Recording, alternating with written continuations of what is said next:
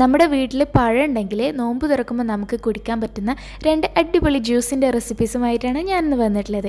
ഒട്ടും വൈകാതെ തന്നെ നമുക്ക് വീഡിയോയിലേക്ക് പോകാം. അതിന് മുമ്പായിട്ട് നമ്മുടെ ചാനൽ സബ്സ്ക്രൈബ് ചെയ്യാത്തവർ ആരെങ്കിലും ഉണ്ടെങ്കിൽ ഒന്ന് സബ്സ്ക്രൈബ് ചെയ്യുക, കൂടെയുള്ള കുഞ്ഞു ബെല്ലൈക്കണും കൂടി ഒന്ന് പ്രസ് ചെയ്യണേ.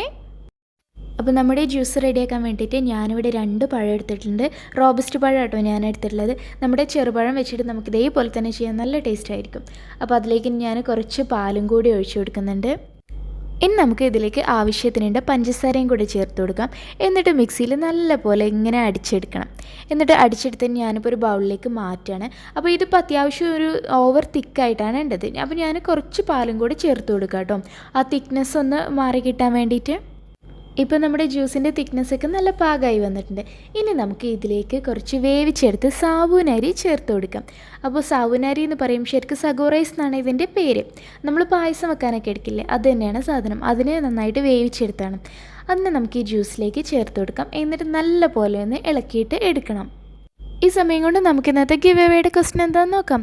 നമ്മുടെ ഇന്നത്തെ ക്വസ്റ്റ്യൻ ഇതാണ്: നിങ്ങൾക്ക് ഏറ്റവും ഇഷ്ടപ്പെട്ട ഒരു നാടൻ വിഭവത്തിൻ്റെ പേര് പറയാം. അപ്പോൾ അതെന്താണെന്ന് വെച്ചാൽ പെട്ടെന്ന് തന്നെ കമൻറ്റ് ചെയ്തോളൂ കേട്ടോ. ഇനി നമുക്കിതിനെ ഇതുപോലെ തന്നെ കുടിക്കാം.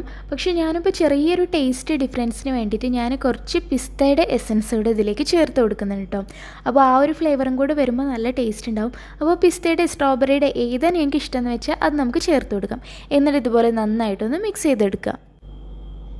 അതിനുശേഷം ഞാൻ കുറച്ച് ബദാമിനെ ഇതുപോലെ കട്ട് ചെയ്തെടുത്തിട്ടുണ്ട്, അതും കൂടെ ചേർത്ത് കൊടുക്കണം. അപ്പോൾ ഇതേപോലെ നമുക്ക് ബദാമോ പിന്നെ പിസ്ത ഉണ്ടെങ്കിൽ പിസ്തയും ഒക്കെ ഇതിലേക്ക് ചെറുതായിട്ട് കട്ട് ചെയ്തിട്ടാൽ നല്ല ടേസ്റ്റ് ഉണ്ടാവും കേട്ടോ. ഇത്രയേ ഉള്ളൂ. ഇനി നമുക്കിതിനൊരു ഗ്ലാസ്സിലേക്ക് ഒഴിച്ചിട്ടങ്ങ് കുടിച്ചാൽ മതി, നല്ല ടേസ്റ്റാണ്. അപ്പോൾ നമുക്കിനി അടുത്ത റെസിപ്പി നോക്കാം. അടുത്ത റെസിപ്പിക്ക് വേണ്ടിയിട്ടും ഞാൻ ഇതേപോലെ തന്നെ റോബസ്റ്റ് പഴം തന്നെയാണ് എടുത്തിട്ടുള്ളത്. അതിനെ കട്ട് ചെയ്ത് നമുക്ക് നേരെ മിക്സിയുടെ ജാറിലേക്ക് ഇട്ട് കൊടുക്കാം. എന്നിട്ട് ആവശ്യത്തിന് പാലും കൂടെ ഒഴിച്ചു കൊടുക്കാം. ഇനി നമുക്ക് ആവശ്യത്തിന് പഞ്ചസാരയും കൂടെ ചേർത്ത് കൊടുക്കാം. എന്നിട്ട് മിക്സിയിൽ നല്ലപോലെ ഒന്ന് അടിച്ചിട്ടെടുക്കാം.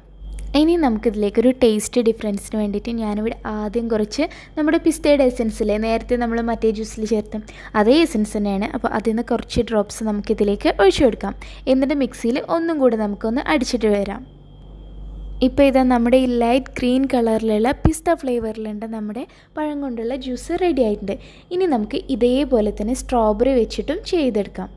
നമ്മൾ നേരത്തെ അടിച്ച പോലെ തന്നെ പഴം കൊണ്ട് ജ്യൂസാക്കി എടുത്തിട്ട് അതിലേക്ക് സ്ട്രോബെറി എസൻസ് ഒഴിച്ചു കൊടുക്കാം. എന്നിട്ട് മിക്സിയിൽ വീണ്ടും ഒന്ന് അടിച്ചെടുക്കുക. അപ്പോൾ നല്ല പിങ്ക് കളറിൽ സ്ട്രോബെറിയുടെ ഫ്ലേവറിലുള്ള ജ്യൂസായിരിക്കും കിട്ടുക. ഇനി നമുക്ക് വേണമെങ്കിൽ ഒരു ഡിഫറൻസിന് വേണ്ടിയിട്ട് ഇത് രണ്ടും കൂടെ മിക്സ് ചെയ്തിട്ട് ഒരു ഗ്ലാസ്സിൽ ഒഴിച്ചു കൊടുക്കാം. അപ്പോൾ നല്ല കുറച്ച് തിക്നെസ്സിൽ അടിച്ചെടുക്കുക കേട്ടോ.